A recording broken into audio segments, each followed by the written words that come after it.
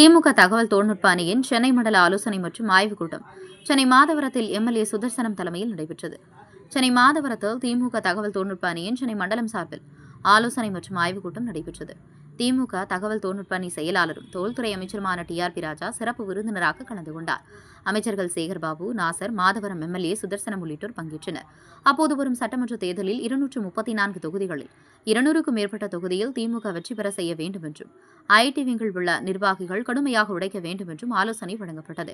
சென்னை, திருவள்ளூர், காஞ்சிபுரம் உள்ளிட்ட பகுதியை உள்ளடக்கிய நிர்வாகிகள் கலந்து கொண்டனர்.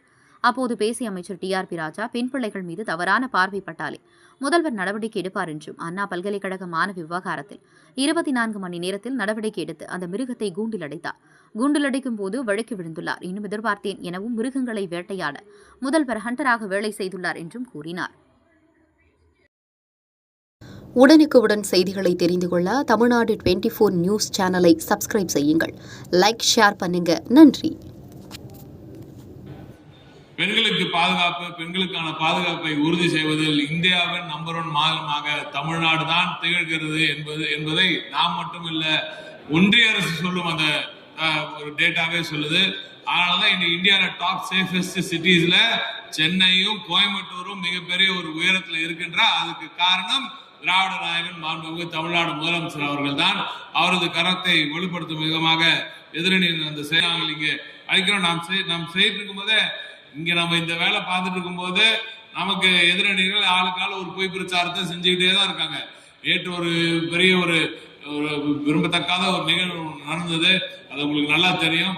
அதை பத்தி நம்ம உங்களுக்கு மெசேஜ் எல்லாம் அமைச்சிட்டு இருக்கோம். கார்ட்ஸ் எல்லாம் உங்களுக்கு ஏற்கனவே வந்துட்டு இருக்கு. என்ன நடந்துச்சு நம்ம ஊர்ல, தமிழ்நாட்டுல எந்த ஒரு பெண்ணை நீ ஏறெடுத்து ரொம்ப தவறான வழியில் பார்த்தால் தமிழக மக்கள் யாராக இருந்தாலும் விட மாட்டார். குறிப்பாக தலைவர் கலைஞர் அவர்களின் பிள்ளை, நமது தலைவர் திராவிட நாயகன் அவர்களின் ஆட்சியில் ஒரு பெண் பிள்ளை மீது உன் பார்வை தப்பாக பட்டால் கூட உன் நிலைமை என்ன ஆகுன்றதுக்கு எடுத்துக்காட்டாக இன்று 24 மணி நேரத்துக்குள்ள அந்த மிருகத்தை கூண்டில் அடைத்த ஒரு வேலையை, கூண்டு அடைக்கும் அந்த சரியான வேலையை முதலமைச்சர் செய்தார். மிருகம் வேற கூண்டில் அடைக்கும் போது வழிக்கு வேற விழுந்திருக்கு. அதையும் நீங்க பார்த்திருப்பீங்கன்னு நினைக்கிறேன். இன்னும் கொஞ்சம் சரியா வழிக்கு வந்துருக்கும்னு நினைச்சானே. இருந்தாலும் இப்படிப்பட்ட கீழ்த்தரமான மனித மிருகங்கள் ஆங்காங்கே இருக்கத்தான் செய்கின்றன. அவை எல்லாவற்றையும் எங்கெங்கெல்லாம் பார்த்து தேடி தேடி ஹண்ட் பண்ற ஒரு ஹண்டராக இன்று நமது முதலமைச்சர் அவர்கள் இங்கே திகழ்கிறார். அவர்கள் நிச்சயமாக அந்த இது போன்ற மிருகங்களை கூண்டில் அடைக்கும் அந்த வேலையை உடனுக்குடன் செய்வார். அந்த வேலை செய்திருக்கிறார். அதை நாம் மக்களிடம் கொண்டு போய் சேர்க்க வேண்டிய வேலை இருக்கிறது.